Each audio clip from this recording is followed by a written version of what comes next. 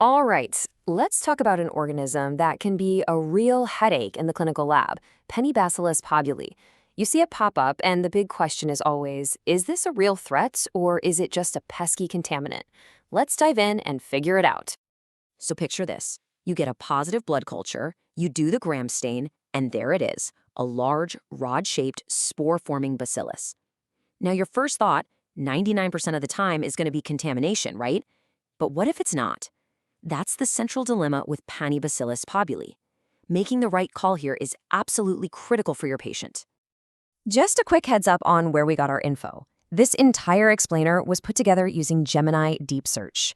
If you're the kind of person who likes to go straight to the source material, and I know you are, we've got a full list of all the sources in the notebook document that goes along with this.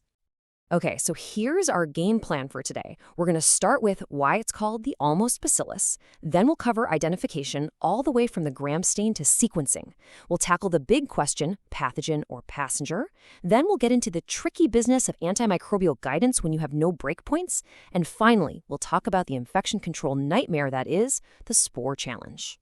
So, first up, the almost bacillus. Let's get into the taxonomy here, because believe it or not, its name actually tells us a whole lot about its biology and why it behaves the way it does. The name Paenibacillus is pretty cool, actually. It comes right from the Latin word paeni, which means almost. Back in 1993, scientists using molecular data figured out that this group was genetically pretty different from the true Bacillus species, so they created a whole new genus. This isn't just academic trivia, it's super important. It means we can't just assume what we know about, say, Bacillus cereus applies here. Paenibacillus is a different beast entirely. Now that we know what it is, let's head over to the bench. It's time for section 2, identification. We're going from our first microscopic clues all the way to molecular certainty. So on your gram stain, you're going to see these big rods. But here's the first pitfall you have to watch out for. They are notorious for appearing gram variable, or sometimes even straight up gram negative. The real clue, the thing you need to be looking for, are the spores. Specifically, check out this sporangium. It's usually swollen, giving the whole cell this classic club or spindle shape. That's a huge hint that you might be dealing with a Paenibacillus.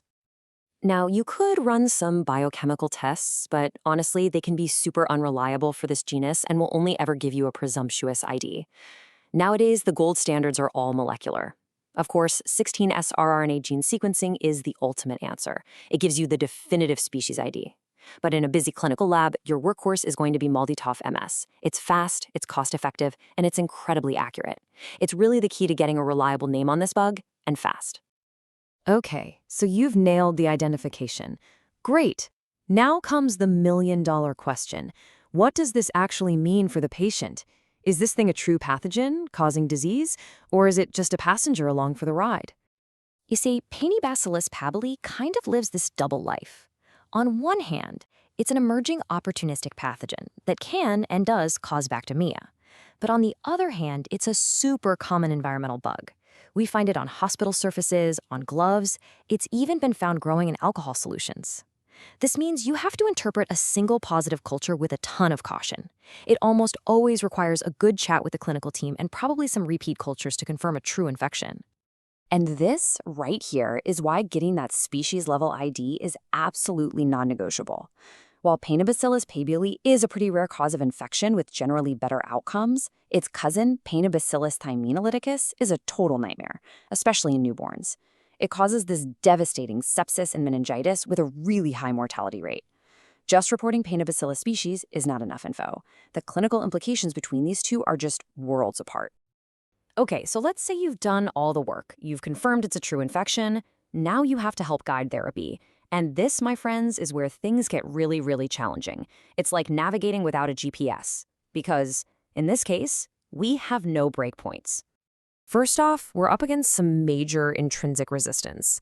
I mean, just look at the beta-lactam resistance. It's staggering. Across the whole genus, something like 95.6% of isolates are resistant to ampicillin. This isn't acquired, it's just hardwired into their DNA.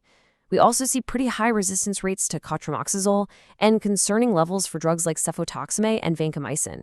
The bottom line here, your standard narrow-spectrum beta-lactams are basically useless. And here it is. This might be the single most important message when it comes to susceptibility testing. there are no specific clinical breakpoints for Paenibacillus pabuli or for any Paenibacillus species in the EU-CAS tables. I'm going to say that again because it is so important. There are no breakpoints. This is mostly because with rare pathogens, there just isn't enough clinical data to link an MIC value to whether a patient gets better or not. So applying breakpoints from other bugs like Staphylococcus isn't just wrong, it's clinically dangerous. So what do? Simple. You follow the official EU CAS playbook. Step 1. You still need to do quantitative testing, like a broth microdilution, to get an actual MIC. Step 2. You report that exact MIC value. Step 3, and this is the crucial part, you must leave off any S, I, or R interpretation. Just don't do it. And finally, step 4, you add a mandatory comment that says something like, no breakpoints exist for this organism. Clinical consultation is advised. All right, let's move on to our final section, infection prevention and control. This is a big one, because as we've already hinted, this organism's ability to form spores presents a huge challenge in the hospital. Let's get straight to the point. The single most important infection control message is this. Alcohol-based hand rubs are not sporicidal. They will not kill Paenibacillus spores, period. For this bug, hand hygiene absolutely must be done the old-fashioned way, with soap and water. You need that mechanical action of washing and rinsing to physically get the spores off your hands. And the overall strategy has to be on the same level as what we do for Clostridium difficile. That means full contact precautions. Gowns and gloves for everyone entering the room. The patient needs to be in a single patient room. And this is critical. Environmental cleaning has to be a two-step process. First, clean with detergent, then disinfect with a proper sporicidal agent, like bleach. Your standard hospital disinfectants just aren't going to cut it against these spores. Okay, let's bring all this home. It's time to summarize the key takeaways and think about what this all means moving forward. So, when you boil it all down, Paenibacillus pabuli really hits you with this three-pronged challenge. First, you've got to tell the difference between a real infection and simple contamination.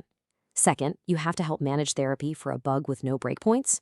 And third, you have to control its incredibly resilient spores with stringent C. diff level precautions. And that's a wrap. We really hope this deep dive into Paenibacillus pabuli has been valuable for you in your practice. If you found it helpful, do us a favor and subscribe to the channel for more explainers like this. We'd also genuinely love to hear from you, so please leave your questions and your feedback in the comments below. And I'll just leave you with this final thought to chew on. We're seeing more and more of these rare data-poor pathogens like Paenibacillus pabuli, and our old models just don't always work for them. So the big question for all of us is, how can we, the labs and the clinicians, work together better to build the evidence we so desperately need to create the tools like clinical breakpoints for the future? Thanks for watching.